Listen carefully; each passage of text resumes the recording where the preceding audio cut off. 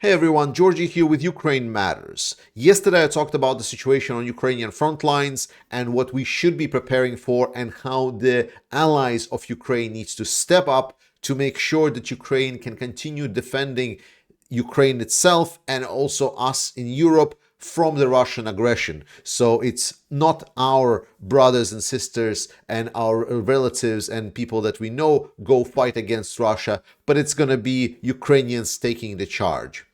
And our job here is the simplest of them all. Just give them the weapons and they will do the job. And they have been doing the job quite extensively.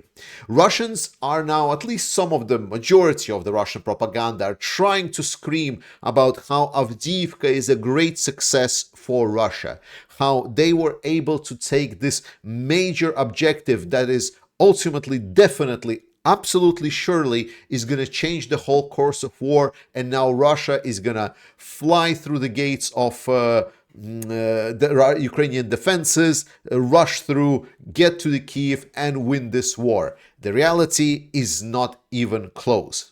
First things first that you need to understand is when you zoom up the map, Russia's plan is still the same. It is to take Ukraine, to take all of this Ukraine.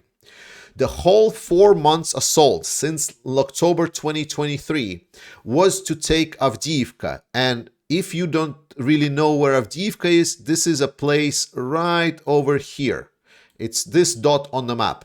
So for 4 years, Russia did incredible efforts. It did over effort. It sent incredible number of forces just to take that spot on the map right over there. And this is what we need to always keep in mind, that in a big picture, what Russia has achieved in 4 months is relatively small. But let's talk about the Avdiivka defensive line and defensive position and why it wasn't a big success. Besides the fact that it's just one defense position on the huge Ukrainian territory, for Russia, this was an over effort. We saw Russians dedicating here more forces that dedicated on Bakhmut.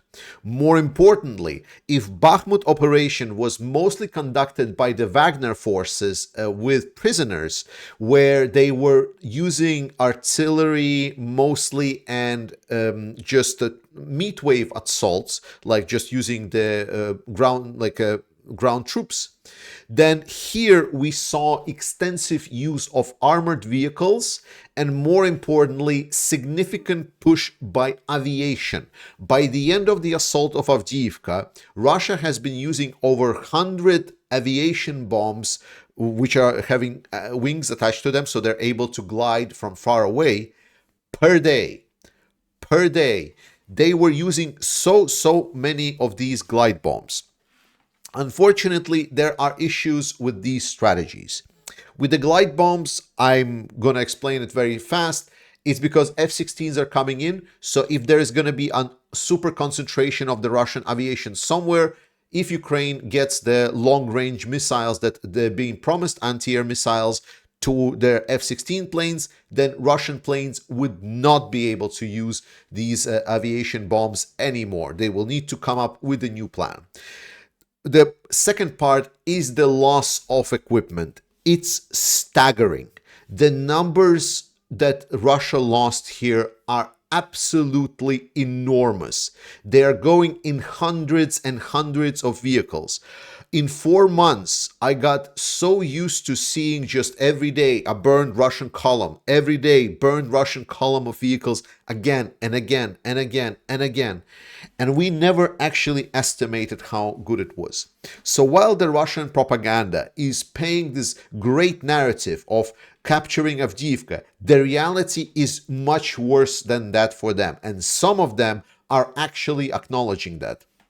So thanks to Dmitry from The Word Translated, he's taking his time to translate some of the Russian propagandists that are actually working on the front lines and what they're saying. He's able to convey some of these messages. Now, Kremlin has very strong hold on these Telegram channels. They have been, in the last half a year, very significantly prohibited to post the updates. So if something negative about the Russian military appears on these pro-war Telegram channels. That means that the situation is just beyond terrible. It's at that moment that they just like don't see any other option than to scream. So let's read a couple of these telegrams. So a person here talked with Yevgeny, and this is part of the conversation. So he says, Yevgeny, personally, I am the person who introduced this very term, investment, as in investing losses to achieve greater results later. So he introduced this term that Russia needs to kind of get into the investment phase where they would get losses, but then they would kind of get the momentum going and they will able to kind of follow up and drop Ukrainians over and then rush and take huge swaths of territories. He did it in March 2023. And as a part of the 4th Infantry Motorized Rifle Brigade, I very actively participated in ensuring that counteroffensive was not successful. I mean, Ukrainian counteroffensive, as it was declared by Ukrainians. I'm not laughing now. I feel really bad. You laugh, and exactly what makes me feel bad? Over the fact that Syrskyi skillfully pulled out from the cauldron in Avdiivka, which was taken for a long time with difficulty. Even that small part of the Ukrainian troops that could still be pinched there, he says it's a cauldron. It was never a cauldron. It was a dangerous situation, but Ukrainians pulled out very skillfully. And he says, I feel bad about this because a couple of hours ago, they told me the numbers that I will publish after all. When you start roughly estimating from the text of the published Putin's congratulatory telegram, how much this is in burned vehicles, 4 tanks regiments that distinguished themselves in advancing several kilometers over 4 months, and 1 distinguished tank division. How much is it in dead people? This whole list of distinguished motorized rifle units, which did not even include the St. Petersburg Mobile Regiment 4087, reduced to almost 0, to a control company and headquarters, which eventually went into another attack when the personnel ran out. Perhaps it's not that bad. Maybe I'm wrong. But then we already have the numbers. And he continues in the second part. Since October, 16,000 irrevocable losses on our part and about 300 knocked out armor vehicles. And we know that he's lying here because he cannot tell the actual real numbers. But the problem with this statement is that we have verifiable data by videos and knocked out vehicles, and it's more than 300. We have visual proofs of more than 300 vehicles knocked out just by the proofs themselves. So the number of 316,000 is not true. Russia has sustained permanent losses in Avdiivka over 4 months. Very, very roughly, we cannot even estimate, but I would bet that it's somewhere in the area between 20 and 40,000 dead. Now, there was 40,000 dead in Bakhmut, but remember, it took Russia 8 months to take 40,000 losses in Bakhmut, just dead. It was only 4 months in Avdiivka. And then he continues. And the enemy, having carried out a defensive battle and suffered in the best case for us irrevocable losses of 5 to 7,000 during the same time, this is my rough estimate and not some data, says goodbye and leaves. Then the new he takes the Ukrainians that leave, they take the new pre-prepared positions. However, that's not even the worst thing, dear Yevgeny. If, as a result of all of this, as well as based the results of Marinka, a large criminal case had been opened, it would not have been so bad. The worst thing in this story, the worst sign of future fuck-ups, is that a soldier from destroyed Regiment 1487, which he brings a statement to the St. Petersburg Military Prosecutor's Office, is refused to accept this statement according to the established procedure, popularity, expanding that those whom he wants to punish, they have been already appointed as heroes. And the soldiers die in silence.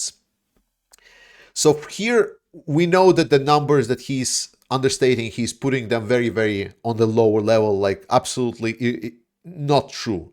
The numbers are much higher. The fact that he states that ratio of Ukrainians sustaining losses here is 3-1. It's a Russian propagandist, the absolute monster, the person that advocates to destroy all of Ukraine, is saying Ukrainians have fought Avdiivka at 3-1 advantage. It was a lot more than 3-1. I can guarantee you that. We can go into the main part here is the second part, is that you can see that everything that they did, they've learned nothing. The top command said, we took Avdiivka, so this is great, let's do more. This is their logic right now. He is acknowledging it themselves. So Russians will continue fighting in these sort of battles. We have now another kind of discussion about what's the situation. And it says, from Colonels Shuvalov Pyotr Ilyich, I would really like to see how armchair generalissimus will throw their trump card, the Ukrainians surrendered Avdiivka, personally to those of our fighters who took Avdiivka. No, there are no pro-Ukrainian sentiments among our fighters. And also, I said this to gently, almost tenderly, there is no sympathy. Just as there is not even a hint of the military humanism as past wars in this massacre. We know that Russia are killing Ukrainians prisoners. It's been like documented non-stop lately. Russia is not taking Ukrainian prisoners, they're just killing them. There's a lot of those videos, unfortunately. But come on, tell me that the enemy surrendered Avdiivka or surrendered Bakhmut to those who participated in the assaults on the settlements. I still believe that it is unacceptable to voice losses, but everyone seems to know that Avdiivka cost us many times more in people than Bakhmut. Remember, there was acknowledgement by Russians that Bakhmut was 40,000 dead. This guy, without telling numbers compared to the previous one, is saying that we actually lost more in Avdiivka than we were lost in Bakhmut. So remember I said it's 20 to 40,000 minimum dead? Yeah, potentially it can go even higher, but I'm taking relatively conservative numbers. And even the final stage of the assault, it also cost many times more. And just to go on the attack, where there are not even whole stones left, where every meter has corpses, blood, and fire, this is already a feat. And not going crazy and not shooting yourself after that is also a feat. And to be there and take the fight over and over again is beyond what is in principle called a feat. I remember the ugliest lampoons about how well and bravely it is to fight in iron helmets instead of using a full-fledged ammunition. Today, no one runs around in iron helmets anymore. I don't know what he was referring to here. But not because everyone has changed their clothes, but because the wearer of those iron helmets have run out. Literally. Now they're trying to insist the idea that a Bukhanka, which is like a small Russian unarmored vehicle, is a better vehicle than HIMARS, than Hummers, the US provided Hummers, Tigers, and all sorts of Jeeps. This is something that is invented and pushed by the bystanders who feed from the war far from the trenches. And the cretins who believe in it are those who surrendered Avdiivka or Bakhmut to someone else. In no other war in history has every centimeter of vast territories been chewed out like this, and every step has not been so drenched in blood. I have written more than once about what I think about the praise of heroism, especially by the armchair generalissimus, but this can't live and advance here without this bloody and corpse-smelling heroism. Fuck-ups and heroism, one gives rise to the other and merges into a single array. And when the temperatures rises above zero, there is a smell of corpses and burning everywhere. There are no other smells here anymore, from Avdiivka to Zaporizhia borders.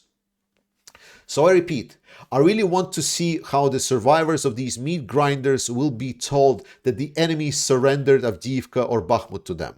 Well, I really want to see what happens next. I know what the answer will be. I'm only interested in how. But the same applies to those who try to estimate the price of taking the turns. Do we or the enemy have enough people to pay such a price for the every meter of ruins that we end up with? I don't know. I'm not even ready to discuss it yet. Will those who lived through this survive celebrate these victories? I don't think so, but I'm not ready to discuss it. Let's dwell on it, the fact that a feat was accomplished beyond everything imaginable and unthinkable. But there is no reason to dance for joy or humiliate our fighters with the phrase, the enemy surrendered. Not the slightest. Eternal memory to the fallen. Eternal memory to the Russia and the Russians that are becoming. Again, coming back full circle now. What we read right now was the most brutal destroy Ukraine channels writing about their war in Ukraine and situation. They were able to do this, what they're yelling about right now, but taking that dot on the map right over here. And they still have many of these dots to go. So all of the people that are already pissing their pants in the comments saying that, ooh, Ukraine has already lost the war. Oh, Ukrainians. I'm going to make a special video this week, especially for you, to remind you what Ukraine is fighting for. Why Ukrainians will never surrender. Why I will never stop making videos and trying to get more resources to Ukraine. And we're working on this. Ukrainians have shown that they can fight, they can destroy, stop, and annihilate Russians. The Russians are crying and weeping. We in Europe and US have the easiest job. Just give Ukraine the weapons, and then the screams and cries of Russians everywhere will not stop, because the person that tried to start the biggest genocide, the people that tried to start the biggest genocide and aggression in Europe in 21st century must pay for their crimes. Thank you so much for watching this, guys. I love you all. Slava Ukraini. Stay strong, and I'll see you next time.